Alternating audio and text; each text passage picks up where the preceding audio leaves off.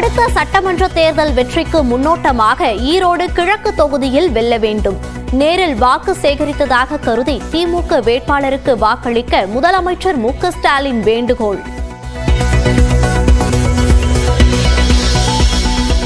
2026 நடைபெறும் தேர்தலில் புதிய அரசியல் அதிகார பாதையை உருவாக்கி காட்டுவோம். தாவேக்கு தொடங்கப்பட்டதன் 2ஆம் ஆண்டு தொடக்கத்தையொட்டி தொண்டர்களுக்கு எழுதிய கடிதத்தில் விஜய் திட்டவட்டம். முகூர்த்த நாள் என்பதால் பத்திரப்பதிவு அலுவலகங்கள் இன்று செயல்படும் என அறிவிப்பு. கூடுதல் டோக்கன்கள் விநியோகம்.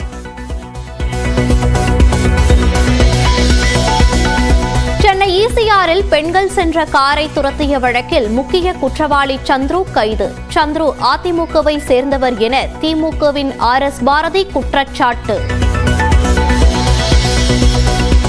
கனடா, மெக்சிகோவிலிருந்து இறக்குமதி செய்யப்படும் பொருட்களுக்கு 25% வரி, சீன பொருட்களுக்கு 10% வரி விதிக்கப்படும் என அமெரிக்க அதிபர் டொனால்ட் ட்ரம்ப் அறிவிப்பு.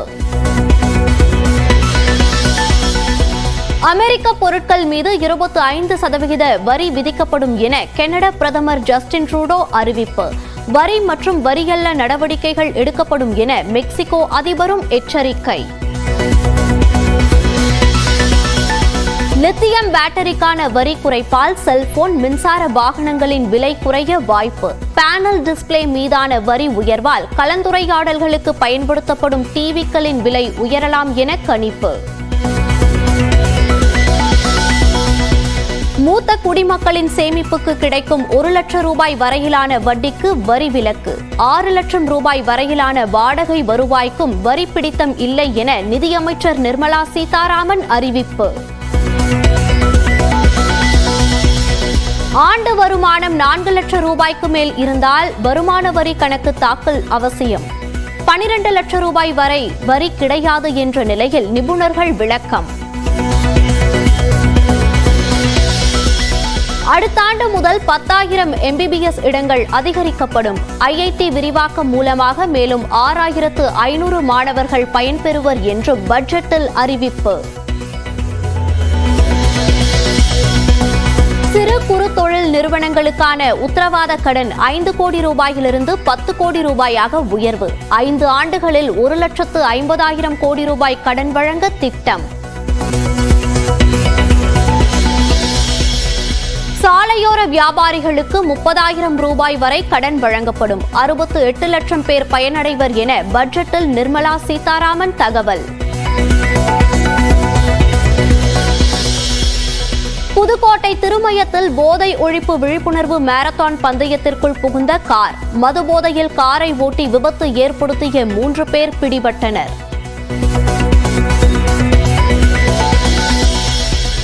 சென்னையில் காவல் உதவி மையத்தில் வைத்து 13 வயது சிறுமிக்கு பாலியல் தொல்லை அளித்த காவலர் கைது. கடலூருக்கு அழைத்து சென்று பாலியல் வன்கொடுமை செய்த 16 வயது சிறுவனும் கைது. ராணுவத்தால் கைப்பற்றப்பட்ட தமிழர்களின் நிலங்கள் விரைவில் முழுமையாக திருப்பித் தரப்படும். இலங்கை அதிபர் அனுரகுமார திசநாயக்க உறுதி. BCCIயின் வாழ்நாள் சாதனையாளர் விருது பெற்ற சச்சின் டெண்டுல்கர்.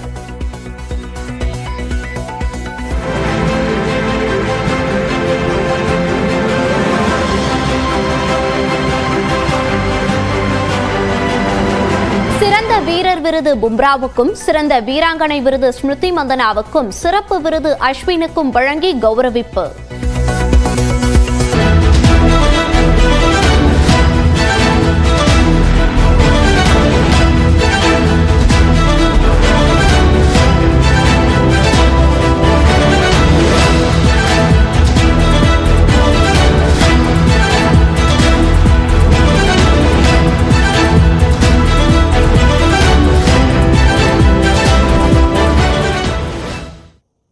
உயிர்காக்கும் 36 வகையான மருந்துகளுக்கு அடிப்படை சுங்க வரியிலிருந்து முழுமையாக விலக்கு அளிக்கப்பட்டுள்ளது. இதேபோல வரி குறைப்பால் செல்போன்கள், மின்சார வாகனங்கள் உள்ளிட்டவற்றின் விலை குறையும் வாய்ப்பு ஏற்பட்டுள்ளது.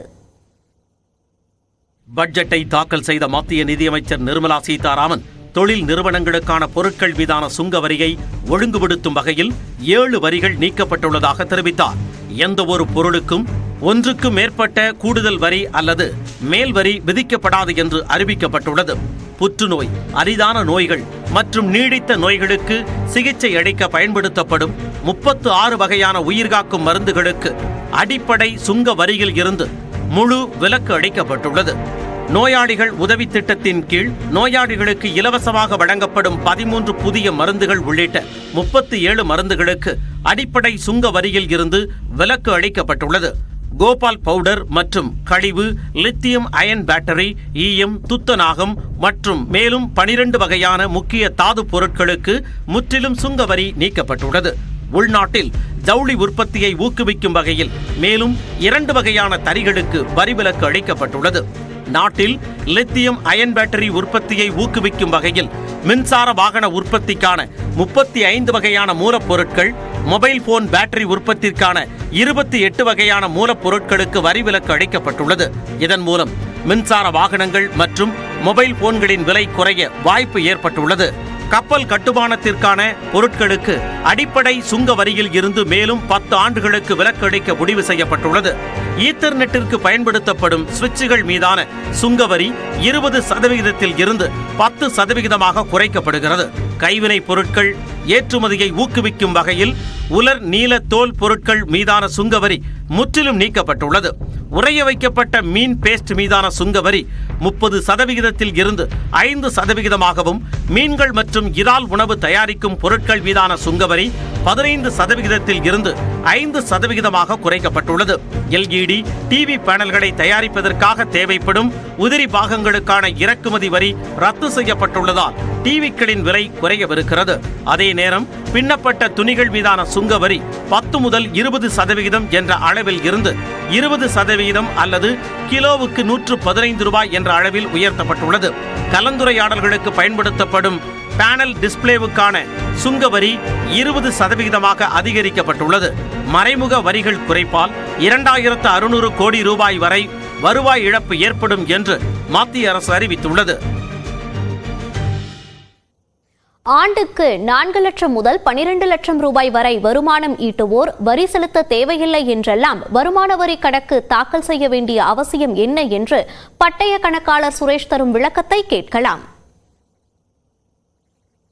12 லட்சம் வரை விலக்கு அளிக்கப்பட்டிருக்கு, வரி கட்ட வேணாம். ஆனால் 4 லட்சத்துக்கு மேலே போகும்போது நம்ம என்ன பண்ணலாம்? 4 லட்சத்துக்கு மேலே போகும்போது நீங்கள் வருமான வரி தாக்கல் செய்யணும், அவ்வளோதான். ஸோ இப்போ நீங்கள் 4 லட்சம் தான் உங்கள் இன்கம் இருக்குது அப்படின்னா நீங்கள் வருமான வரி தாக்கல் செய்ய வேண்டிய அவசியமும் இல்லை. இப்போ 4 லட்சத்துக்கு மேலே உங்கள் இன்கம் இருக்குது, நீங்கள் சேலரினா 4,75,000 வரைக்கும் கூட நம்ம எடுத்துக்கலாம். சேலரி கிளாஸ்னா சேலரியில் பிஸ்னஸ் மேனாக இருந்ததுன்னா 4 லட்சம் வரைக்கும் நீங்கள் டேக்ஸும் ஜீரோ, வருமான வரி தாக்கலும் வேண்டாம். நீங்கள் 4 லட்சம் மேலே போச்சுன்னா 12 லட்சம் வரைக்கும் வருமான வரி தாக்கல் செய்யணும், ஆனால் வரி ஜீரோ. நீங்கள் உங்கள் எம்ப்ளாயரும் அவங்க டேக்ஸை பிடிக்க மாட்டாங்க ஆக்சுவலாக. ஆனால் பிஸ்னஸ் பர்சனுக்கு வேறு ஏதாவது நமக்கு வரி பிடித்தம் பண்ணியிருந்தானே அந்த அமௌண்ட்டை ரீஃபண்ட் வாங்கிக்கலாம். நம்ம கையை விட்டு கட்ட வேண்டிய அவசியம் கிடையாது. எல்லாருக்குமே பொதுவாக என்ன ஒரு கேள்வி எழுன்னா, 12 லட்சம் வரைக்கும் டேக்ஸ் கட்ட வேண்டாம், ஆனால் ஏன் நம்ம அதை ஃபைல் பண்ணணும் அப்படிங்கிறது. அதாவது என்னன்னா, இப்போ நம்ம 140 கோடி மக்கள் நம்ம இருக்கோம் பாப்புலேஷன். ஆனால் வருமான வரி தாக்கல் செய்கிறவங்க ரொம்ப கம்மி. ஸோ அது நம்ம அந்த ஒரு தாக்கல் செய்யறதான் ஒரு ட்ராக் வரும் சிஸ்டம்ல, அவங்க சிஸ்டம்குள்ள வருவாங்க ஆக்சுவலாக. ஸோ நம்ம இந்த அப்படியே 12 லட்சம் வரைக்கும் ரிட்டர்ன் ஃபைல் பண்ண வேணாம்னு சொல்லிட்டாங்கன்னா சடனாக நம்ம வரி தாக்கல் செய்கிறவங்களோட இதுவே தடால்னு குறைஞ்சு போயிடும். இது ரொம்ப கஷ்டப்பட்டு இதை பில்டு பண்ணிருக்கோம். இவ்வளோ பேர் ஒரு 7 கோடி பேர் வருமான வரி தாக்கல் செய்யறதே ரொம்ப கஷ்டப்பட்டு பில்டு பண்ணிருக்கோம். அதை நம்ம ஓவர் நைட்ல நம்ம இது பண்ண முடியாது. அப்போ உங்களுக்கு ட்ராக்கிங் மெக்கானிசம் நம்ம உலக லெவலில் நம்ம சொல்லும்போது எங்கள் ஊரில் எவ்வளோ பேர் வருமான வரி தாக்கல் செய்யலாம் அப்படின்றது ஒரு ஸ்டாட்டிஸ்டிக்ஸ் ரொம்ப இம்பார்ட்டன்ட். இது பல விஷயங்களில் ஒரு கண்ட்ரியை பற்றி நம்ம சொல்லணும்னா நம்ம உங்கள் ஊரில் எவ்வளோ பேர் வருமான தாக்கல் செய்கிறாங்க, இல்லை 50,000 பேர் தான் தாக்கல் செய்யறாங்க நம்ம சொல்ல முடியாது. 4 லட்சத்து வரைக்கும் கொண்டு போனதே நிறைய பேர் அந்த வரி தாக்கல் செய்யறது தான் விலகி போயிடுவாங்க.